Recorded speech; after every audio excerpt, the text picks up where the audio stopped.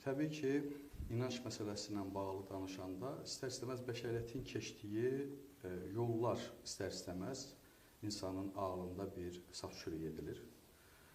Çünki insan bəlli ki, inamsız öz mövcudluğunu sürdürə bilmir, başqa sözlə varlığını sürdürə bilmir. İnam məsələsi insan üçün önəmli bir məsələdir, ümumiyyətlə bəşəriyyət üçün önəmli bir məsələdir. Və bu cəhətdən də insanın özünün varlığını qoruması, sürdürməsi üçün bəşəriyyətin tanrısal sistemi formalaşmışdır. Tanrısal sistemi də insanı, necə deyərlər, öz varlığında doğru yola yönəltmək üçün qəsd edilmişdir. Məsələn, biz əski inanclarla bağlı mövqelərimizi bəs qədər vurğulamışıq, demişik. Məsələn, şəxsən mən hesab edirəm ki, inam məsələsində olduqca ciddi düşüncə formalaşmalıdır və burada hər hansı bir biçimdə olursa olsun, siyasətə yer qalmamalıdır. Başqa sözlə, yalana yer qalmamalıdır. Siyasət toplumun siyasətə təşkil olunması üçün bəlli biçimdə yalanlardan, filanlardan kullanır. Ancaq ruhaniyyət sistemində yalan insanı ancaq özündən uzaqlaşmağa, özündən ayrılmağa yönəldə bilər və insanın özünü dərk prosesini ləngidə bilər. Ona görə də hesab edirik ki, inam yalansız olmalıdır və asılda inam yalansız olmalıdır prinsipindən doğan özünün dünya baxış sistemini gətirdi ortaya və o elmə, biliyə dayanaraq özünün ideya prinsiplərini işləyib, hazırladı və onun təbliğ ilə, onun geçələşməsi ilə məşğul oldu. Ümumiyyətlə, əski inamlarla bağlı bizim çox fərqli düşüncələrimiz var. Bu fərqli düşüncələrlə bağlı bir neçə kəlmə mən demək istəyirəm. Tanrısal sistemdə əsas ruhaniyyatın əsas qayəsi, əsas prinsipi nəyə yönəlik olmalıdır? Birinci, dünyaya münasibət, insana münasibət və Tanrıya münasibət. Əgər bu münasibətlər ruhaniyyatda doğru bəlirlənirsə, doğru yön alırsa, insanın həyatında özünü dərk prosesi gəlişə bilər. Yox, əgər burada hər hansı bir biçimdə yalanlar yer tutarsa, onda yenə deyirəm, insanın özünün dərk prosesi gəlişə bilər. Baxın, qədim Şumer mifologiyasında belə bir məqam var, deyir ki, insan Tanrıdan gəlir. Yəni, Tanrıdan oluşur. Bunu başqa bir biçimdə Bibliyada da deyilir, insan Tanrıdan gəlir.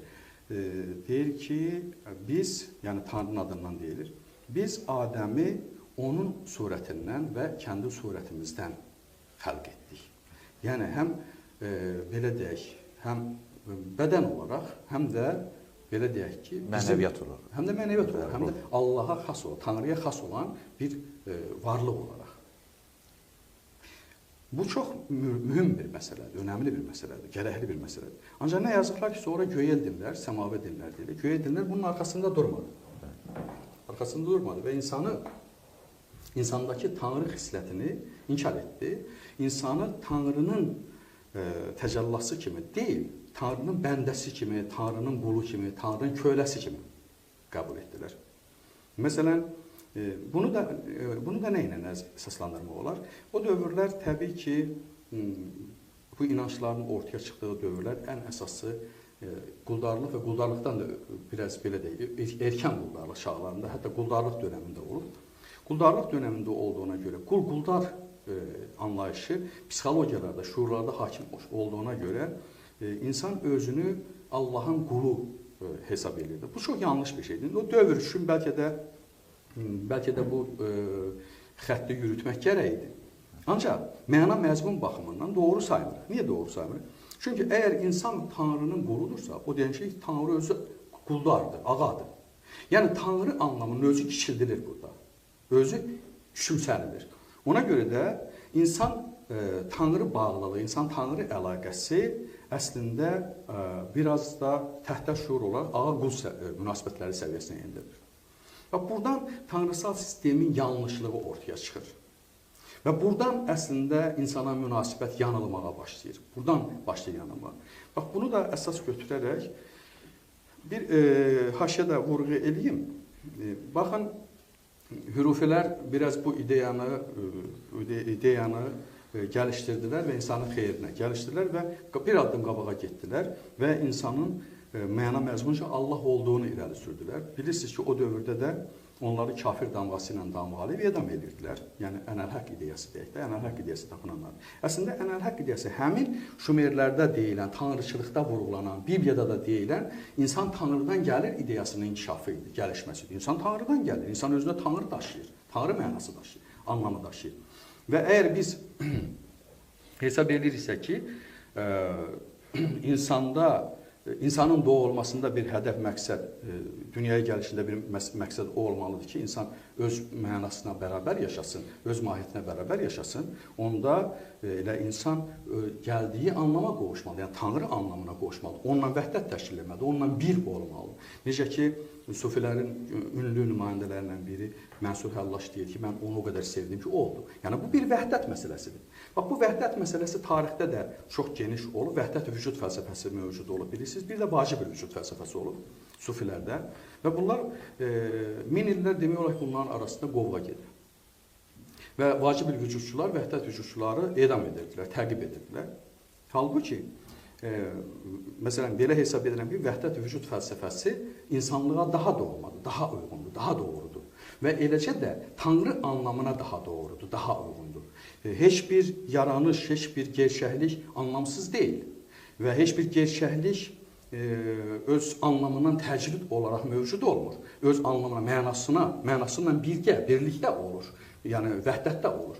Bax, bu cəhətdən əgər belə deyək ki, vacib vücudçular deyirdilərsə ki, bütün yaradılış hamısı bir heçdir, yalnız vacib olan odur.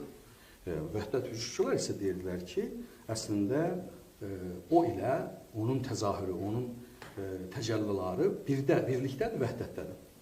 Baxın, bu insana verilən qiymət üçün, insanın öz qiymətini tapması üçün olduqca böyük bir fəlsəfi məsələdir və bunu hələ də hesab edirəm ki, açmağa, onu araşdırmağa böyük ehtiyac var. İndi qayıdıram Asif Atanla bağlı məsələyə.